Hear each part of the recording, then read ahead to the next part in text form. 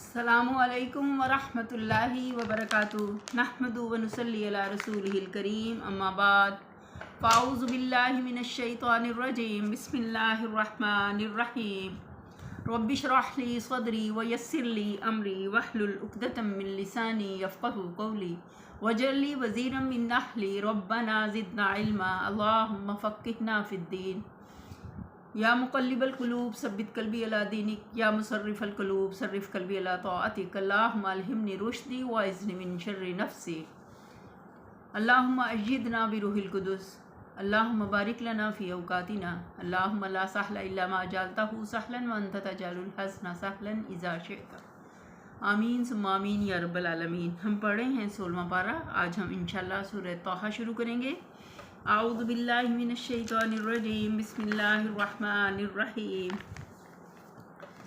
طٰہٰ ما انزلنا علیک القرآن لتشقی، ہم نے یہ قرآن تم پر اس لیے نازل نہیں کیا ہے کہ تم مصیبت میں پڑ جاؤ۔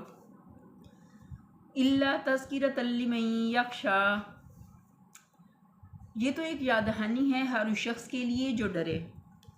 یہ فقرہ پہلے فقرے کے مفہوم پر خود روشنی ڈالتا ہے۔ دونوں کو ملا کر پڑھنے سے صاف مطلب یہ سمجھ میں آتا ہے کہ قرآن کو نازل کر کے ہم نے کوئی انہونا کام تم سے نہیں لینا چاہتے، تمہارے سپرد یہ خدمت نہیں کی گئی کہ جو لوگ نہیں ماننا چاہتے ان کو منوا کر چھوڑو، اور جن کے دل ایمان کے لیے بند ہو چکے ہیں ان کے اندر ایمان اتار کر ہی رہو۔ یہ تو بس ایک تذکیر اور یاد دہانی ہے، اور اس لیے بھیجی گئی ہے کہ جس کے دل میں اللہ کا خوف ہو وہ اسے سن کر ہوش میں آ جائے۔ اب اگر کچھ لوگ ایسے ہیں جنہیں اللہ کا کچھ خوف نہیں اور جنہیں اس کی کچھ پرواہ نہیں کہ حق کیا ہے اور باطل کیا، ان کے پیچھے پڑنے کی تمہیں کچھ بھی ضرورت نہیں، کوئی ضرورت نہیں۔ تنزیلا ممن خلق الارض والسماوات العلی، نازل کیا گیا ہے اس ذات کی طرف سے جس نے پیدا کیا زمین کو اور بلند کیا آسمانوں کو۔ الرحمن علی العرش استوی، وہ رحمان کائنات تخت سلطنت پر جلوہ فرما ہے، یعنی پیدا کرنے کے بعد کہیں جا کر سو نہیں گیا، بلکہ اب آپ اپنے کارخانہ تخلیق کا سارا انتظام چلا رہا ہے، خود اس نہ پیدا کرنا سلطنت پر اور اس ناپید کہ نہ سلطنت پر فرمان روائی کر رہا ہے، خالق ہی نہیں بالفعل حکمران بھی ہے۔ یہ اللہ تعالیٰ کا جیسے کیا کہنا چاہیے کہ اللہ تعالیٰ کیسے ہر چیز کی نگرانی کر رہے ہیں، اس کی جو تفصیل ہے۔ لہو ما فی السماوات وما فی الارض وما بینہما وما تحت الثری، مالک ہے ان سب چیزوں کا جو آسمانوں اور زمین میں ہے اور جو زمین و آسمان کے درمیان ہے، جو مٹی کے نیچے ہیں۔ وَإِن تَجْهَرْ بِالْقَوْلِ فَإِنَّهُ يَعْلَمُ السِّرَّ وَأَخْفَى،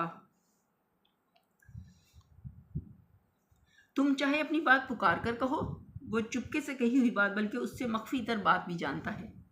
دلوں کا حال بھی اللہ سے پوشیدہ نہیں ہے، یعنی کچھ ضروری نہیں ہے کہ جو ظلم و ستم تم پر اور تمہارے ساتھیوں پر ہو رہا ہے اور جن شرارتوں اور خباثتوں سے تمہیں نیچا دکھانے کی کوششیں کی جا رہی ہیں، ان پر تم بآواز بلند ہی فریاد کرو۔ اللہ کو خوب معلوم ہے کہ تم پر کیا کیفیت گزر رہی ہے، وہ تمہارے دلوں کی پکار تک کو سنتا ہے اور سن رہا ہے۔ قیامت تک ہر ایک شخص کے دل کی پکار کو اللہ سن رہا ہے۔ اللہ لا الہ الا هو لہ الاسماء الحسنی، وہ اللہ ہے، اس کے سوا کوئی خدا نہیں، اس کے لیے بہترین نام ہے، یعنی وہ بہترین صفات کا مالک ہے۔ اللہ تعالیٰ کے 99 نام ہیں اور جو ان کو یاد کرے اس کے لیے جنت کی خوشخبری ہے، تو ہمیں اس کا اہتمام کرنا چاہیے۔ اور کچھ نام ایسے ہیں جو اسم اعظم ہیں، ان کے ساتھ اگر دعا مانگی جائے تو اللہ تعالیٰ ضرور قبول کرتے ہیں۔ وَهَلْ أَتَاكَ حَدِيثُ مُوسیٰ، اور تمہیں کچھ موسیٰ کی بھی خبر پہنچی ہے؟ اِذْ رَأَىٰ نَارًا فَقَالَ لِأَهْلِهِمْ كُثُوا إِنِّي آنَسْتُ نَارًا لَعَلِّي آتِيكُم مِّنْهَا بِقَبَسٍ أَوْ أَجِدُ عَلَى النَّارِ هُدًى، جبکہ اس نے ایک آگ دیکھی اور اپنے گھر والوں سے کہا کہ ذرا ٹھہرو، میں نے ایک آگ دیکھی ہے، شاید کہ تمہارے لیے ایک آدھ انگارہ لے آؤں یا اس آگ پر مجھے راستے کے متعلق کوئی رہنمائی ہی مل جائے۔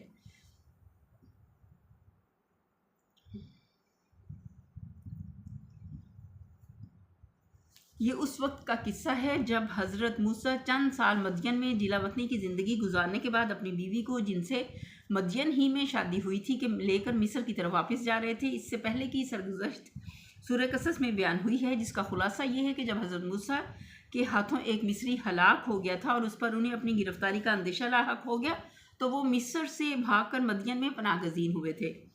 ایسا محسوس ہوتا ہے کہ یہ رات کا وقت اور جھاڑے کا زمانہ تھا، جیسے سخت سردی کا۔ حضرت موسیٰ جزیرہ نمائے سینا کے جنوبی علاقے سے گزر رہے تھے اور دور سے ایک آگ دیکھ کر انہوں نے خیال کیا کہ یا تو وہاں سے تھوڑی سی آگ مل جائے گی تاکہ بال بچوں کو رات باہر گرم رکھنے کا بندوبست ہو جائے، یا کم از کم وہاں سے یہ پتہ چل جائے گا کہ آگے راستہ کدھر ہے۔ خیال تھا کہ دنیا کا راستہ ملنے کا، اور وہاں مل گیا آخرت کا راستہ، عقبہ کا راستہ۔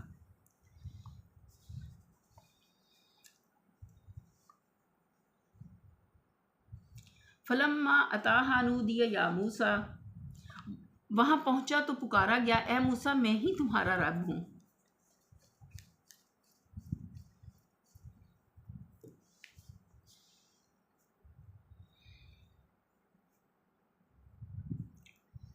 انی انا ربک فاخلع علیک، وہاں پہنچا تو پکارا گیا، اے موسیٰ انی انا ربک فاخلع علیک انک بالوادی المقدس طویٰ، میں ہی تیرا رب ہوں، جوتیاں اتار دے، تو وادی مقدس طویٰ میں ہے۔ غالباً اسی واقعے کی وجہ سے یہودیوں میں یہ شرعی مسئلہ بن گیا کہ جوتے پہنے ہوئے نماز پڑھنا جائز نہیں ہے۔ نبی صلی اللہ علیہ وسلم نے اس غلط فہمی کو رفع کرنے کے لیے فرمایا، یہودیوں کے خلاف عمل کرو کیونکہ وہ جوتے اور چمڑے کے موزے پہن کر نماز نہیں پڑھتے۔ ابو داؤد۔ اس کا یہ مطلب نہیں ہے کہ ضرور جوتے ہی پہن کر نماز پڑھنی چاہیے، بلکہ مطلب یہ ہے کہ ایسا کرنا جائز ہے، اس لیے دونوں طرح عمل کرو۔ ابو داؤد میں عمر بن عاص کی روایت ہے کہ انہوں نے نبی صلی اللہ علیہ وسلم کو دونوں طرح نماز پڑھتے ہوئے دیکھا ہے۔ مسند احمد اور ابو داؤد میں ابو سعید خدری کی روایت ہے کہ حضور صلی اللہ علیہ وسلم نے فرمایا، جب تم میں سے کوئی مسجد آئے تو جوتے کو پلٹ کر دیکھ لے، اگر کوئی گندگی لگی ہو تو زمین سے رگڑ کر صاف کر لے اور انہی جوتوں کو پہنے ہوئے نماز پڑھ لے۔ ابو ہریرہ کی روایت میں حضور صلی اللہ علیہ وسلم کے یہ الفاظ ہیں، اگر تم میں سے کسی نے اپنے جوتے سے گندگی کو پامال کیا ہو تو مٹی اس کو پاک کر دینے کے لیے کافی ہے۔ اور حضرت ام سلمہ کی روایت میں ہے، یعنی ایک جگہ گندگی لگی ہوگی تو دوسری جگہ جاتے جاتے خود زمین ہی اس کو پاک کر دے گی جہاں صاف مٹی سے وہ گزرا ہوگا۔ ان کثیر التعداد روایات کی بنا پر امام ابو حنیفہ، امام ابو یوسف، امام ابو اوزائی اور اسحاق بن راہویہ وغیرہ فقہا اس بات کے قائل ہیں کہ جوتا ہر حال میں زمین کی مٹی سے پاک ہو جاتا ہے۔ مٹی پاک ہے جو اپنے ساتھ لگنی ہوئی چیزوں کو پاک کر دیتی ہے۔ ایک قول امام احمد اور امام شافعی کا بھی اس کی تائید میں ہے، مگر امام شافعی کا مشہور قول اس کے خلاف ہے۔ غالباً وہ جوتا پہن کر نماز پڑھنے کو ادب کے خلاف سمجھ کر منع کرتے ہیں، اگرچہ سمجھا یہی گیا ہے کہ ان کے نزدیک جوتا مٹی پر رگڑنے سے پاک نہیں ہوتا۔ اس سلسلے میں یہ امر قابل ذکر ہے کہ مسجد نبوی میں چٹائی تک کا فرش نہ تھا بلکہ کنکریاں بچھی ہوئی تھیں، لہٰذا ان احادیث سے استدلال کر کے اگر کوئی شخص آج کی مسجدوں کے فرش پر جوتے لے کر جانا چاہے تو یہ صحیح نہ ہوگا۔ البتہ گھاس پر یا کھلے میدان میں جوتے پہنے نماز پڑھ سکتے ہیں۔ رہے وہ لوگ جو میدان میں نماز جنازہ پڑھتے وقت بھی جوتے اتارنے پر اصرار کرتے ہیں، وہ دراصل احکام سے ناواقف ہیں۔ عام خیال یہ ہے کہ طویٰ اس وادی کا نام تھا، مگر بعض مفسرین نے وادی مقدس طویٰ کا یہ مطلب ہی بیان کیا ہے کہ وہ وادی جو ایک ساتھ کے لیے مقدس کر دی گئی۔ وَأَنَا اخْتَرْتُكَ فَاسْتَمِعْ لِمَا يُوحَىٰ، اور میں نے تجھ کو چن لیا، سن جو کچھ وحی کیا جاتا ہے۔ اِنَّنِي أَنَا اللَّهُ لَا إِلَٰهَ إِلَّا أَنَا فَاعْبُدْنِي وَأَقِمِ الصَّلَاةَ ذِكْرِي، میں ہی اللہ ہوں، میرے سوا کوئی معبود نہیں، خدا نہیں، پس تو میری بندگی کر، میری یاد کے لیے نماز قائم کر۔ یہاں نماز کی اصلی غرض پر روشنی ڈالی گئی ہے کہ آدمی اللہ سے غافل نہ ہو جائے، دنیا کے دھوکہ دینے والے مظاہر اس کو اس حقیقت سے بے فکر نہ کر دیں کہ میں کسی کا بندہ ہوں۔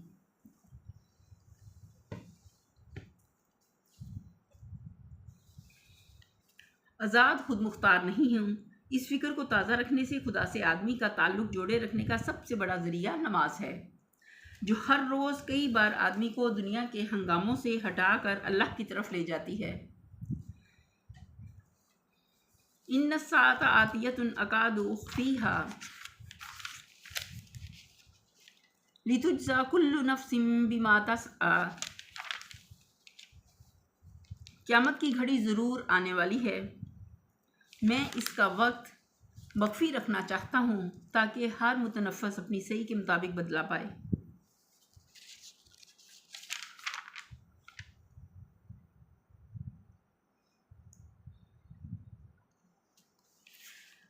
نماز کے بارے میں جو ہم دیکھ رہے تھے، بعض لوگوں نے اس کا یہ مطلب بھی لیا ہے کہ نماز قائم کر تاکہ میں تجھے یاد کروں، جیسا کہ دوسری جگہ فرمایا فاذکرونی اذکرکم، مجھے یاد کرو میں تمہیں یاد رکھوں گا۔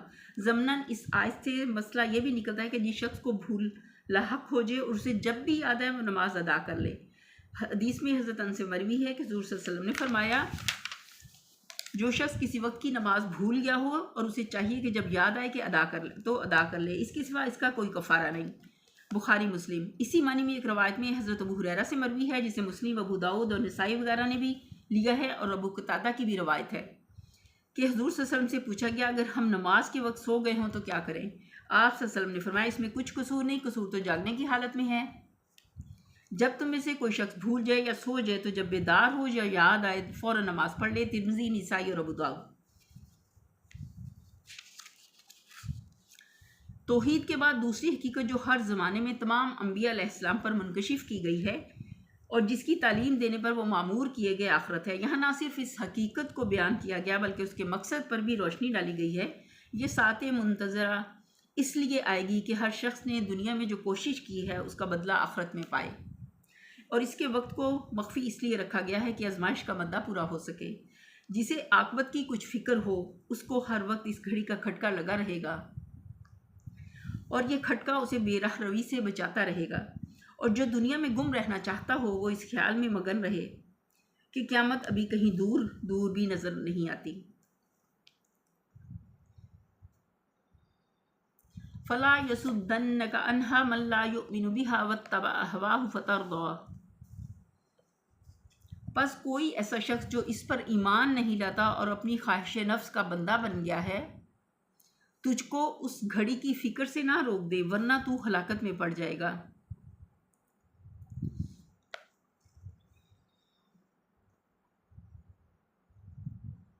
وما تلک بیمینک یا موسیٰ، اور اے موسیٰ یہ تیرے ہاتھ میں کیا ہے؟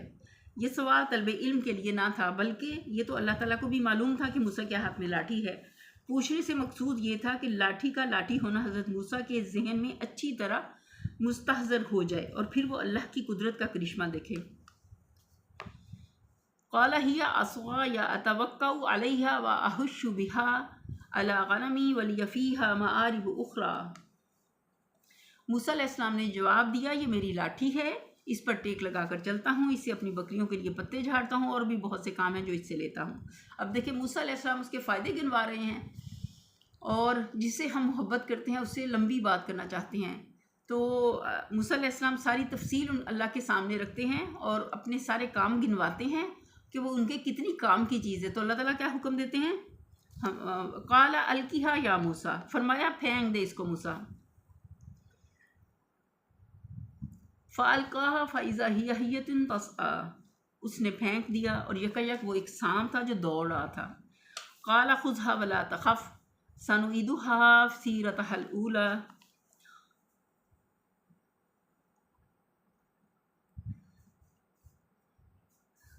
اس نے پھینک دیا اور یکایک وہ ایک سانپ تھا جو دوڑ رہا تھا۔ قَالَ خُذْهَا وَلَا تَخَفْ سَنُعِيدُهَا سِيرَتَهَا الْأُولَىٰ، فرمایا پکڑ لے اس کو اور ڈر نہیں، ہم اسے پھر ویسا ہی کر دیں گے جیسے یہ تھی۔ یہ معجزہ اللہ تعالیٰ نے ان کو دکھایا۔ وَاضْمُمْ يَدَكَ إِلَىٰ جَنَاحِكَ تَخْرُجْ بَيْضَاءَ مِنْ غَيْرِ سُوءٍ آیَةً أُخْرَىٰ، اور ذرا اپنا ہاتھ اپنی بغل میں دبا، چمکتا ہوا نکلے گا بغیر کسی تکلیف کے، یہ دوسری نشانی ہے، چاند کی طرح روشن۔ لِنُرِيَّكَ مِنْ آیَتِنَا الْكُبْرىٰ، اس لیے کہ ہم تجھے اپنی بڑی نشانیاں دکھانے والے ہیں۔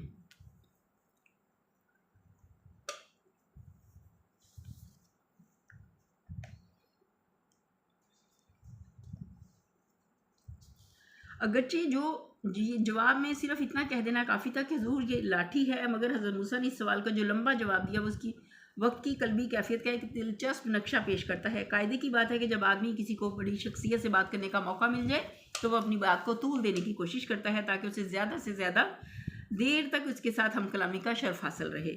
یعنی روشن ایسا ہوگا جیسے سورج ہو، مگر تمہیں اس سے کوئی تکلیف نہ ہوگی، جو ہاتھ کی نشانی اللہ تعالیٰ نے دی ان کو۔ بائبل میں ید بیضا کی ایک اور ہی تعبیر کی گئی ہے،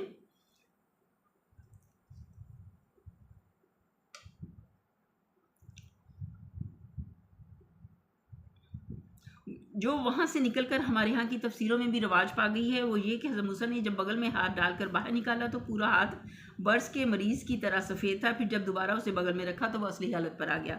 یہی تعبیر اس معجزے کی تلمود میں بھی بیان کی گئی ہے، اور اس کی حکمت یہ بتائی گئی ہے کہ فرعون کو برس کی بیماری تھی جسے وہ چھپائے ہوئے تھا، اس لیے اس کے سامنے یہ معجزہ پیش کیا گیا کہ دیکھ لو، یوں آنن فانن برس کا مرض پیدا بھی ہوتا ہے اور کافور بھی ہو جاتا ہے، لیکن اول تو ذوق سلیم اس سے ابا کرتا ہے کہ کسی نبی کو برس کا معجزہ دے کر ایک بادشاہ کے دربار میں بھیجا جائے، یہ ماننے والی بات نہیں ہے۔ دوسرے، اگر فرعون کو مخفی طور پر برس کی بیماری تھی تو ید بیضا صرف اس کی ذات کے لیے معجزہ ہو سکتا تھا، اس کے درباریوں پر اس معجزے کا کیا روب طاری ہوتا؟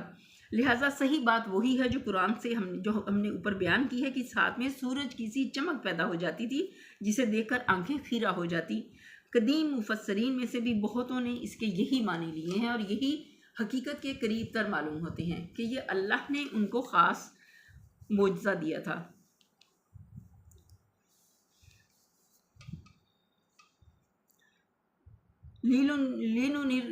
لِنُرِيَكَ مِنْ آیَتِنَا الْكُبْرىٰ، اس لیے کہ ہم تجھے اپنی بڑی نشانیاں دکھانے والے ہیں۔ اذهب إِلَىٰ فِرْعَوْنَ إِنَّهُ طَغَىٰ، اب تو فرعون کے پاس جا، وہ سرکش ہو گیا ہے۔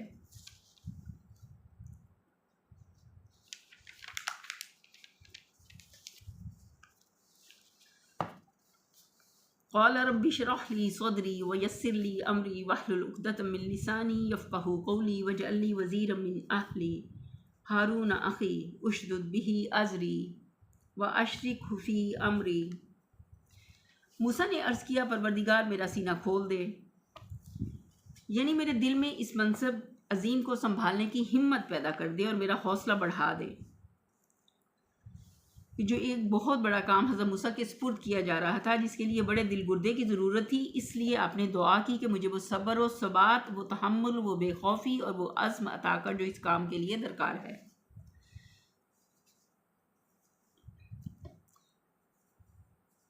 لوگ تاکہ میری بات سمجھ سکیں۔ بائبل میں اس کی جو تشریح بیان ہوئی ہے وہ یہ ہے کہ حضرت موسیٰ نے عرض کیا، اے خداوند، میں فصیح نہیں ہوں، نہ پہلے ہی تھا اور نہ جب سے تو نے اپنے بندے سے کلام کیا، بلکہ رک رک کر بولتا ہوں اور میری زبان کند ہے۔ مگر تلمود میں اس کا ایک لمبا چوڑا قصہ بیان ہوا ہے۔ اس میں یہ ذکر ہے کہ بچپن میں حضرت موسیٰ فرعون کے گھر پرورش پا رہے تھے کہ ایک روز انہوں نے فرعون کے سر کا تاج اتار کر اپنے سر پر رکھ لیا۔ اس پر یہ سوال پیدا ہوا کہ اس بچے نے یہ کام بلا ارادہ کیا ہے یا یہ محض طفلانہ فعل ہے۔ آخرکار یہ تجزیہ کیا گیا کہ بچے کے سامنے سونا اور آگ دونوں ساتھ رکھے جائیں، چنانچہ دونوں چیزیں لا کر سامنے رکھی گئیں اور حضرت موسیٰ نے اٹھا کر آگ منہ میں رکھ لی، کوئلہ جیسے دہکتا ہوا۔ اس طرح ان کی جان تو بچ گئی مگر زبان میں ہمیشہ کے لیے لکنت پڑ گئی۔ یہی قصہ اسرائیلی روایات سے منتقل ہو کر ہمارے یہاں تک کی تفسیروں میں بھی رواج پا گیا ہے، لیکن عقل اسے ماننے سے انکار کرتی ہے، اس لیے کہ اگر بچے نے آگ پر ہاتھ مارا بھی ہو تو یہ کس طرح ممکن نہیں ہے، کسی طرح بھی ممکن نہیں ہے کہ وہ انگارے کو اٹھا کر منہ میں لے جا سکے۔ بچہ تو آگ کی جلن محسوس کرتے ہی ہاتھ کھینچ لیتا ہے، منہ میں لے جانے کی نوبت کہاں آ سکتی ہے؟ قرآن کے الفاظ سے جو بات ہماری سمجھ میں آتی ہے وہ یہ ہے کہ حضرت موسیٰ علیہ السلام اپنے اندر خطابت کی صلاحیت نہ پاتے تھے، اور ان کو اندیشہ لاحق تھا کہ نبوت کے فرائض ادا کرنے کے لیے اگر تقریر کی ضرورت کبھی پیش آئی جس کا انہیں اس وقت تک اتفاق نہ ہوا تھا تو ان کی طبیعت کی جھجک مانے ہو جائے گی۔ اس لیے انہوں نے دعا فرمائی کہ اللہ میری زبان کی گرہ کھول دے تاکہ اچھی طرح اپنی بات لوگوں کو سمجھا سکوں۔ یہی چیز تھی جس کا فرعون نے ایک مرتبہ ان کو طعنہ دیا کہ یہ شخص تو اپنی بات بھی پوری طرح بیان نہیں کر سکتا، اور یہی کمزوری تھی جس کو محسوس کر کے حضرت موسیٰ نے اپنے بڑے بھائی ہارون کو مددگار کے طور پر مانگا۔ سورہ قصص میں ان کا یہ قول بھی نقل کیا گیا ہے، میرا بھائی ہارون مجھ سے زیادہ زبان آور ہے، اس کو میرے ساتھ مددگار کے طور پر بھیج۔ آگے چل کر معلوم ہوتا ہے کہ حضرت موسیٰ کی یہ کمزوری دور ہو گئی تھی اور وہ خوب زوردار تقریر کرنے لگے۔ لگے تھے۔ چنانچہ قرآن میں اور بائبل میں ان کی بعد کے دور کی جو تقریریں ہیں وہ کمال فصاحت و طلاقت لسانی کی شہادت دیتی ہیں۔ یہ بات عقل کے خلاف ہے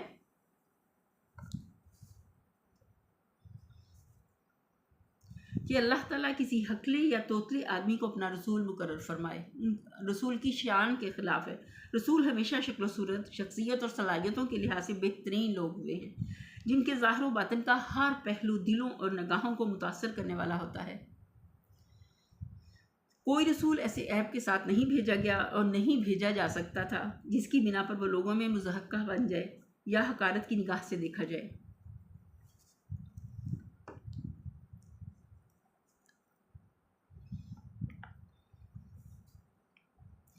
بائبل کی روایت کے مطابق حضرت ہارون علیہ السلام حضرت موسیٰ سے 3 سال بڑے تھے۔ انہوں نے دعا کی تھی نا، وَأَشْرِكْهُ فِي أَمْرِي، اور کہ ان کو میرے کام میں شریک کر دے۔ کئی نُسَبِّحَكَ كَثِيرًا، تاکہ ہم خوب تیری پاکی بیان کریں، وَنَذْكُرَكَ كَثِيرًا، اور خوب تیرا چرچا کریں، اِنَّكَ كُنتَ بِنَا بَصِيرًا، تو ہمیشہ ہمارے حال پر نگران ہے۔ قَالَ قَدْ أُوتِيتَ سُؤْلَكَ يَا مُوسَىٰ، فرمایا جو دیا گیا جو تو نے مانگا ہے موسیٰ۔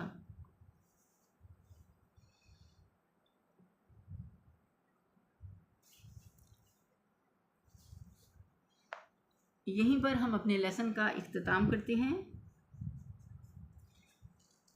وآخر دعوانا الحمد للہ رب العالمین، سبحان ربک رب العزت عما یصفون وسلام علی المرسلین والحمد للہ رب العالمین۔ آمین ثم آمین یا رب العالمین۔ السلام علیکم ورحمۃ اللہ وبرکاتہ۔